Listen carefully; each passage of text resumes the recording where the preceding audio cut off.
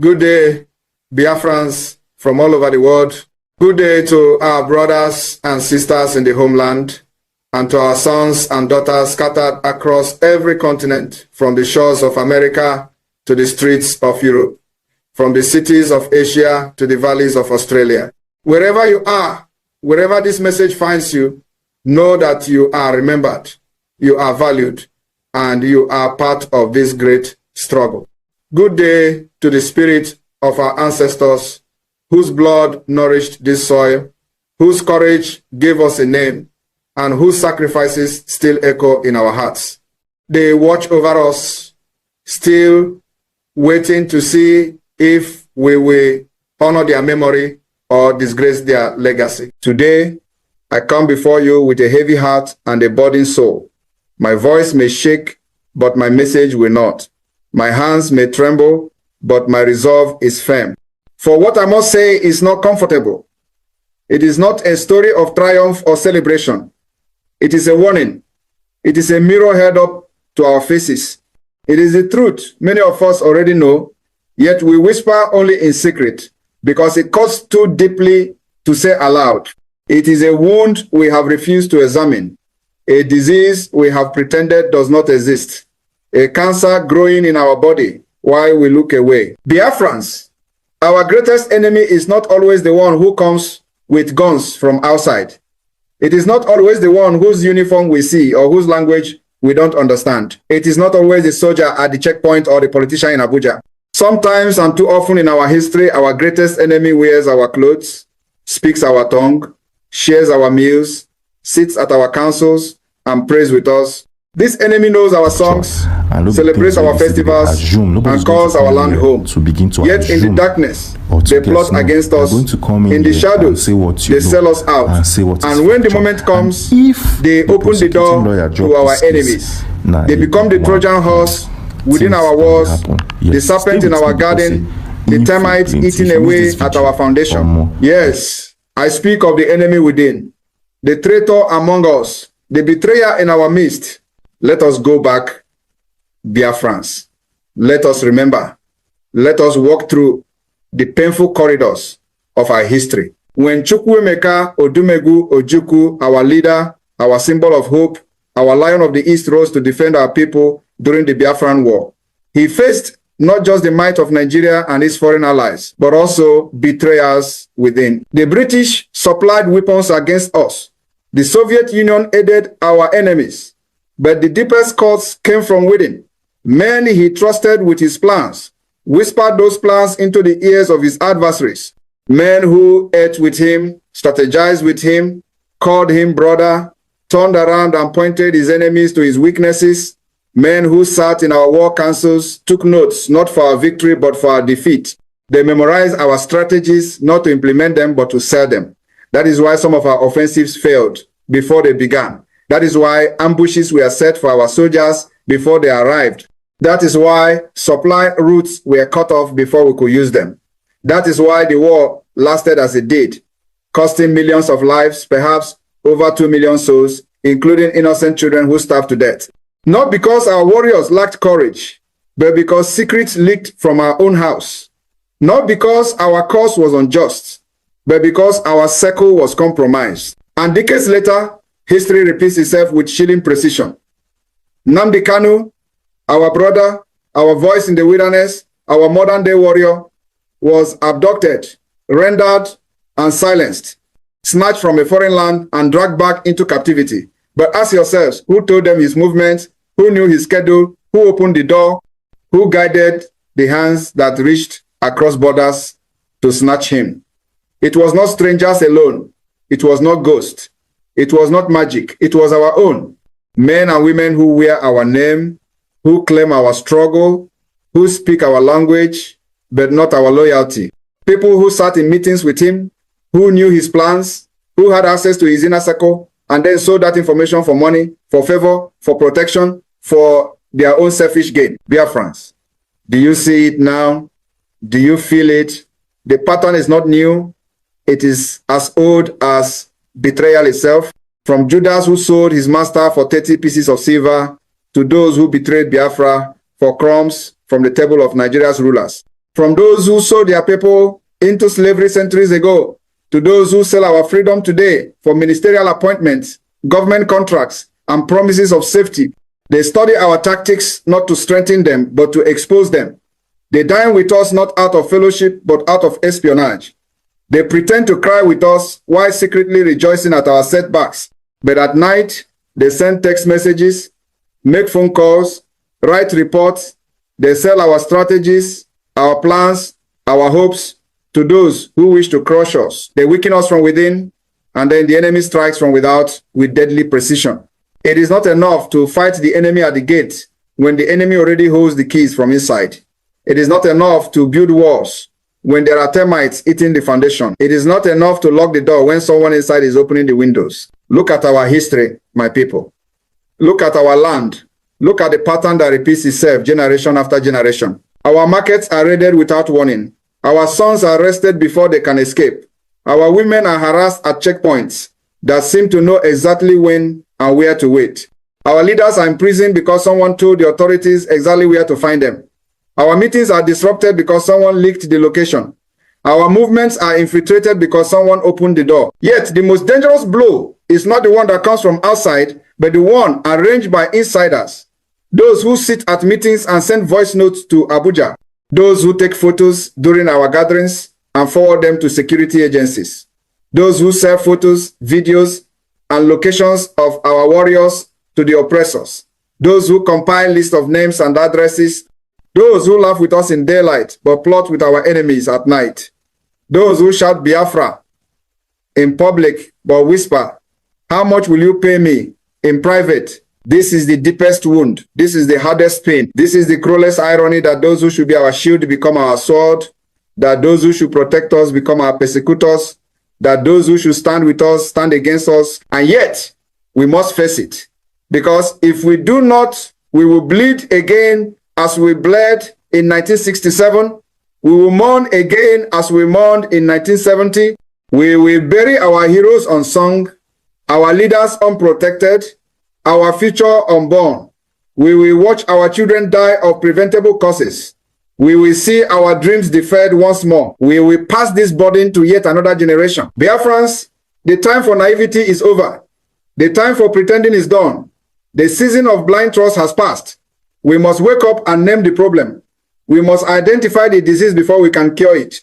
We must guard ourselves not just from the visible enemy, but from the invisible one inside our walls.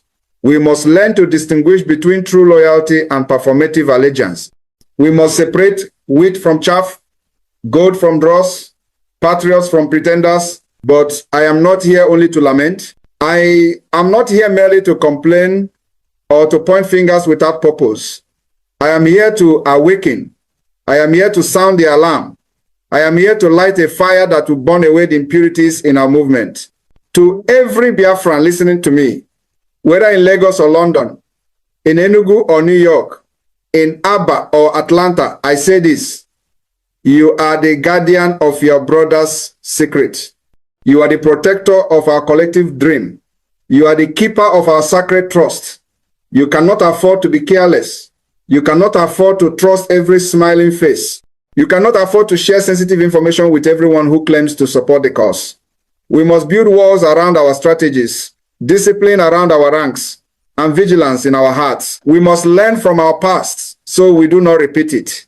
We must study our mistakes so we do not make them again. The enemy within thrives on three things: greed, ignorance, and disunity. Greed makes a man sell his people for a bag of money, for a contract, for a position, for a promise.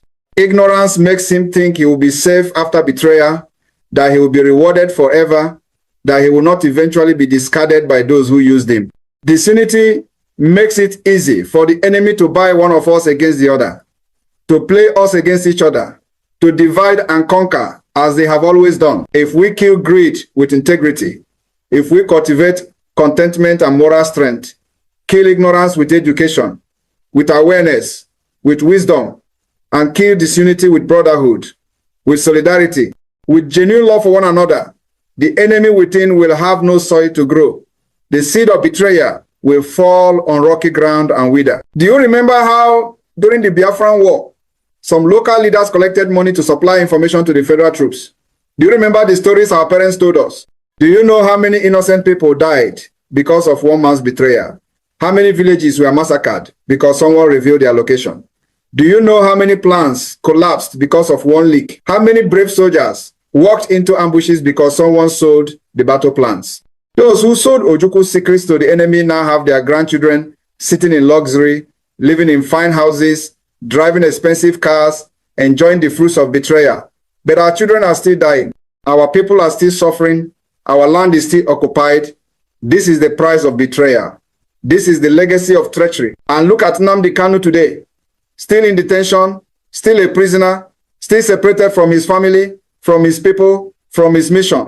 Yet, the ones who contributed to his capture are free, walking among us, pretending to be on our side, claiming to support the struggle, wearing our colors, singing our songs, but the truth cannot hide forever. The facts will emerge. Justice may be delayed, but it will not be denied. This is why, BIAFRANS, we must not only fight for freedom, but fight for purity in our ranks. We must wage two wars simultaneously, one against external oppression and one against internal corruption. Freedom without vigilance is an illusion. Liberty without discipline is chaos. A movement without security is a trap waiting to be sprung. Victory without unity is impossible. We must teach our children not just to fight, but to be loyal. Not just to be brave, but to be trustworthy. We must teach our young men not just to speak, but to protect, not just to be vocal, but to be vigilant. We must teach our women not just to nurture, but to watch, not just to support, but to scrutinize. We must raise a generation that understands that the struggle requires both courage and caution, both passion and prudence, because the enemy within is subtle, it is sophisticated. It does not always look like an enemy. It does not wear a sign saying traitor. Sometimes it looks like a friend, a colleague, a fellow fighter. Sometimes he speaks eloquently about freedom while secretly working for bondage. Sometimes it attends every meeting while reporting every detail. But its goal is the same: to weaken us, to break us, to hand us over, to ensure that we never achieve what we seek, that we never become what we could be, that we never fulfill our destiny. And yet, there is hope. Despite everything, there is still hope. Burning in my heart, I believe I know that there are millions of true Biafrans whose loyalty cannot be bought at any price.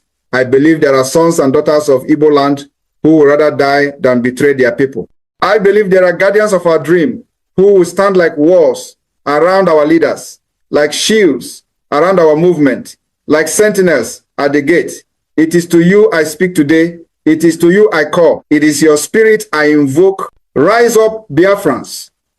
Rise up from your slumber. Rise up from your complacency. Rise up and guard our secrets. Rise up and defend our unity. Rise up and expose the traitors in our midst without fear of favor. If you see something, say something. If you suspect someone, be vigilant. If you notice inconsistencies, investigate. This is not the time for blind trust. This is the time for disciplined loyalty. This is not the season for naivety. This is the moment for wisdom. The road to freedom is hard enough without betrayal. The journey is long enough without saboteurs. The chains are heavy enough without traitors tightening them. We cannot afford to be naive anymore. We cannot afford to ignore the warning signs. We cannot afford to pretend that everyone who claims to be with us is truly with us. Let us learn from Ojukwu. Let us learn from the mistakes of the past. Let us learn from Nnamdi Kanu. Let us learn from every setback, every defeat, every betrayal. Let us remember every fallen soldier, every massacred child, every raped mother, every burnt village. Let us remember how they died not only because of the enemy outside, but because of the enemy within. Let their sacrifice not be in vain. We are Biafrans. We are the children of resilience. We are the descendants of a people who refused to be erased, who survived attempted genocide, who rose from the ashes of war. We will not be broken by betrayal. We will not be silenced by treachery. We will rise above the enemy within, as we have risen above every enemy before.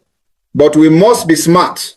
We must be wise. We must be vigilant. But we must act now. Not tomorrow, not next week, not when it's convenient. Now, This is my call to you. Do not sell your brother. Do not betray your leader.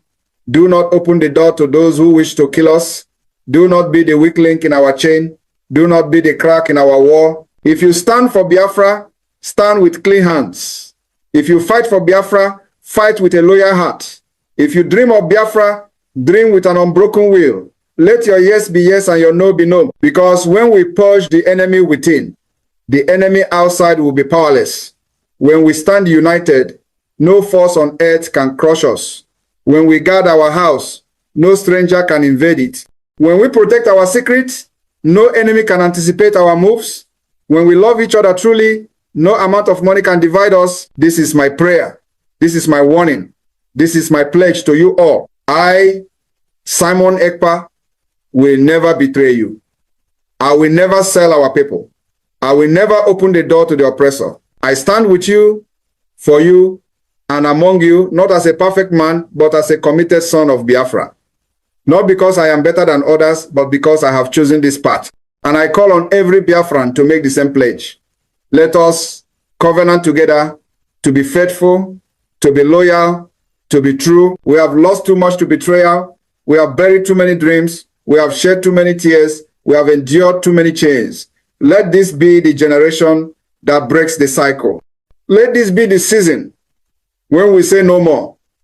Let this be the movement that guards itself, protects itself, purifies itself, and triumphs over the enemy within. May the blood of our heroes guide us. May the spirit of our ancestors strengthen us. May the memory of our martyrs inspire us. May the dream of Biafra unite us. May the hope of freedom sustain us. And may the enemy within find no home in our hearts, no seat at our table, no key to our house, no place in our ranks, and no future in our land. Biafra lives, Biafra rises, Biafra shall be free. Thank you, and may God bless. Alright guys, thank you very much for staying to the end of this video. So you've all heard it now. That one Mazi Simon Ekpa, a kind of assuring Biafrans that this home they must go no matter how it is, that Biafra must be actualized. So guys, I'm dropping it here. Please drop your comment below the comment section. Share this video, make it go viral. Thank you and bye for now.